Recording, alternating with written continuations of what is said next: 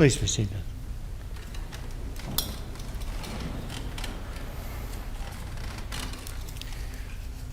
It's been nearly 30 years ago since I made my first trip to Israel.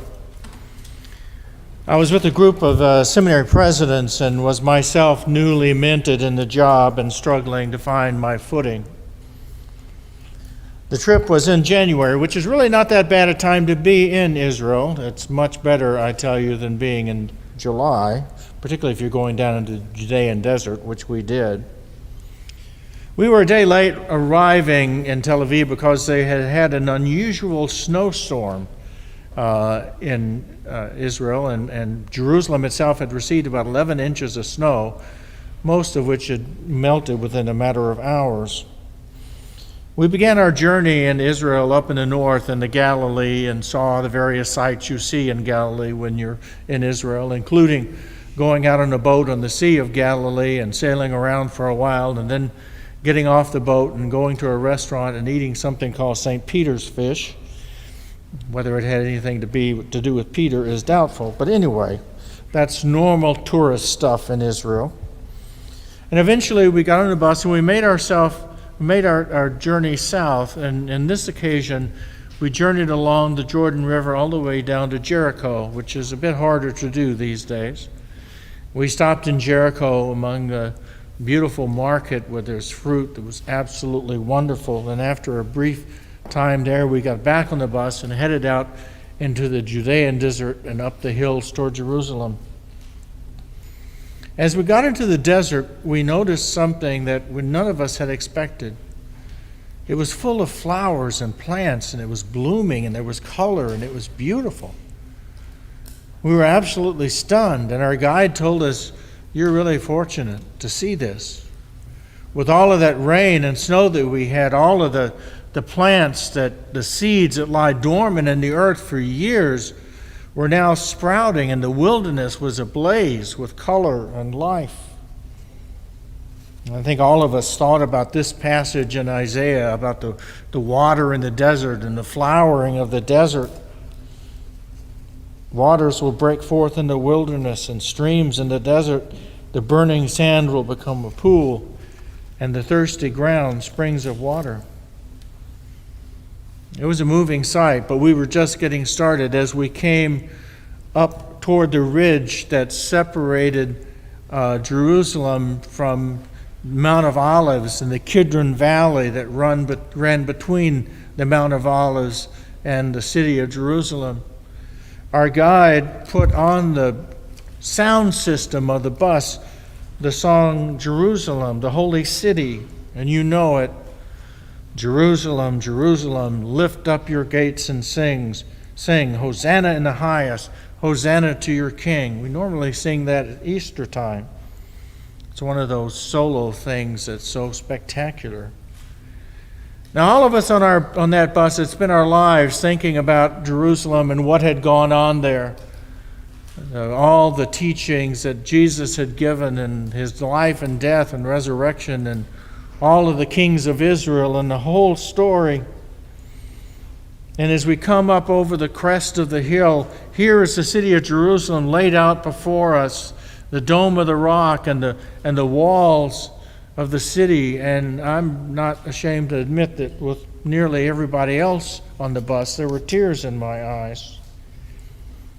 I also had a thought that this was not our guide's first rodeo, because she had known exactly what to do to play that piece of music. And as we made our way down into the valley and up toward the city, we were full of joy. And I thought about all those thousands of years of pilgrims who were making their way up to the city from the countryside, singing songs of joy, rejoicing because they were going to the holy city, rejoicing because they were going up to the temple, rejoicing because they were God's people on pilgrimage. I thought that we too, all of us on that bus, were pilgrims as well. And there was a sense of deep and great and abiding joy. Something was flowering in the desert, but something was flowering in us as well. Spiritual writer Frederick Buechner once wrote, "Joy is home." God created us in joy and created us for joy. And in the long run, not all the darkness there is in the world and in ourselves can separate us finally from that joy. Because whatever else it means to say that God created us in His image, I think it means that when we cannot believe in Him, even when we feel most spiritually bankrupt and deserted by Him, His mark is deep within us. We have God's joy in our blood. Joy is an Advent word. Today we lit the candle of joy, the pink candle. We're journeying through the wilderness that's flowering around us toward joy. With Isaiah, the ransom shall return and come to Zion with singing, and everlasting joy shall be upon their heads. Sorrow and sighing will flee away.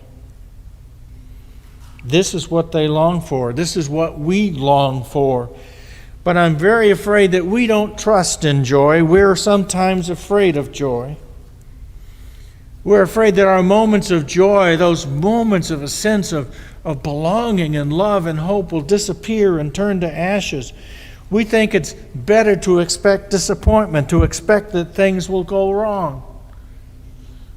With all due deference to our beloved Sean and Jen, we believe in Murphy's Law.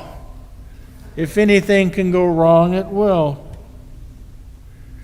We would rather be safe than sorry. For my part, I expect my ball teams to lose. That way I'm never disappointed. So we understand John the Baptist in the gospel reading this morning. He had identified Jesus as the Messiah, as the one who was to come. And here he was, John the Baptist, languishing in prison. And so he sent some of his disciples to Jesus and said, "Are you the one who is to come, or should we await for another?" Which was another way of saying, if you're the Messiah, why am I still in jail? Jesus responds to him with words taken in part from this passage.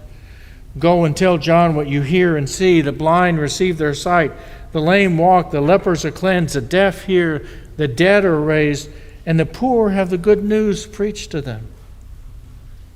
Now, John would be excused by responding, "Great, but could you get me out of jail?" There are times in our lives when we're going through deserts. We all know that. When we're parched and weary and hopeless, there are times where we can't figure out what's going on in our lives, what's going on in our world, what's going on in our churches, in our communities. This was the situation of Israel in exile. This was the situation of the Jews at the time of Jesus under the control of Rome. And this has been the situation of Christians over and over again through our history, individually and collectively. Waiting, like an Advent. As my Jewish friend likes to say to me, we follow a Messiah who's been delayed. The joy is ahead of us, but it's not here yet. We are still in the wilderness, but it's beginning to flourish. This morning, I want to tell you, don't be afraid of joy. Don't give up on hope. Don't refuse to believe in love. We gather not simply to anticipate the joy in Advent, the joy of a baby that is to be born, the joy of a baby that is to make peace, the joy of a baby that is to die and rise, the joy of a new heavens and a new earth. We're not here to refuse the joy, but to foster the joy, to experience the joy now, today. During this time, we sing of joy. We experience the joy of love and hope. We live in anticipation of that joy.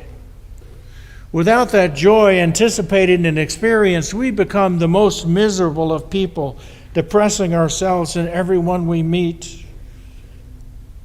But think of those people you know in desperate and dire circumstances who yet have joy, who spread joy in spite of it all. Don't you envy those people? Don't you want to be those people who have looked at the circumstances and have rejoiced even though they're not the best?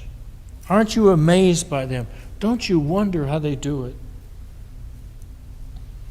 One of the reasons that we gather here week after week is to share the joy of being loved, to share the joy of being forgiven, to share the joy of being part of something larger than ourselves and our little lives. Let's not be embarrassed by this. We are a people, amazing as it seems, beloved of God and bound for glory. We have a place in this world, a place of love and hope, a place of peace and joy, and we are that place. We make that place present. And when we do that, we give ourselves in love to both God and each other. The great British writer C.S. Lewis wrote an autobiography, and it was entitled Surprised by Joy. He was a scholar and a skeptic and a survivor of the bloody trenches of the First World War. And much to his surprise, he found himself full of joy because he was following Jesus. He found a story in which he could live, a story that was larger than himself, a story that was transcendent, a story that was beyond. And he tried in all of his writings, his essays and his novels and his books, to say something about this beyond, this transcendence, this more that he had experienced. I think he probably did the best job of explaining it in the Chronicles of Narnia. There is this world, Lewis says, just the other side of the wardrobe, just the other side of the veil, this world in which even the animals talk, and the world is alive with the very presence of God. And we live, he said, on the edge of this world, and we can access this world, the joy of that world. And that world's joy spills out of the wardrobe, beyond the veil, into our lives. When we are here, when we worship together, we are in what the Celts call a thin place. That other world, the world where God is present, is alive within us and before us. And I believe that in Advent, at Christmastide, the veil is thin indeed. Some years ago, at the end of my time as president of the seminary, I made a pilgrimage of my own. I'd been there for 14 years, and it was time to refresh myself. I was like Bilbo in Lord of the Rings. I was like butter too thinly spread over toast, if you remember that image.